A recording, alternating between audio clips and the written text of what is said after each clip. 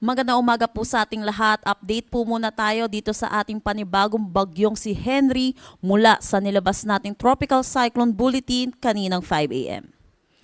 Yung binantayan nating low pressure area no mga nakaraang araw ay tuluyan na naging isang ganap na bagyo kaninang alas 2. Kaninang alas 4, ito'y huling namataan sa layong 115 kilometers west-southwest ng Abukay, Bataan. May taglay na lakas na hangin na 45 kilometers per hour malapit sa sentro at pagbugso na umaabot ng 55 kilometers per hour. Ito'y kumikilos northwestward sa bilis na 25 kilometers per hour. Kahapon po ay tumawid na po ito ng ating kalupaan. Ngayon po patungo na po ito dito sa atin sa West Philippine Sea.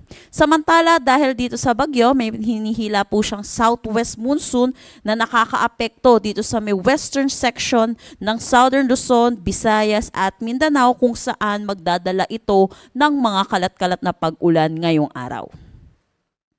Para naman sa ating Tropical Cyclone Wind Signal number 1, nakataas ito dito sa may Zambales, Bataan, Lubang Island ng Occidental Mindoro. Kaya inaasahan po natin yung mga malalakas na bugso ng hangin. Pero habang palayo din po itong bagyong si Henry, inaasahan po natin malilift din itong Tropical Cyclone Wind Signal natin. Possible po mamaya din po.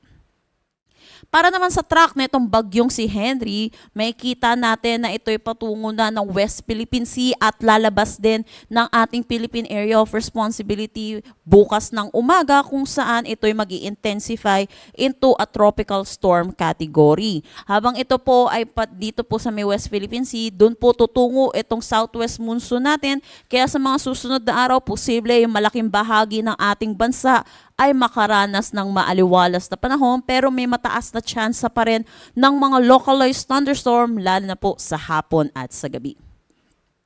Para naman sa ating forecast na ulan dala nitong bagyong si Henry at ng southwest monsoon, inaasahan pa rin natin ang 50 to 100 millimeters of rain dito sa Occidental Mindoro, Oriental Mindoro, dulot ito ng bagyong si Henry. Southwest monsoon naman ang magdadala ng pag-ulan dito sa may Palawan ngayong araw. Inaasahan po natin dahil ilang araw na rin po tayo nakakaranas dito sa mga lugar na ito ng mga sunod-sunod na pag-ulan, mataas na po yung tsansa ng mga pagbaha at mga pagguho ng lupa. So iba yung pag-iingat po para sa ating mga kababayan at ugaliin po natin makinig sa ating mga local government unit.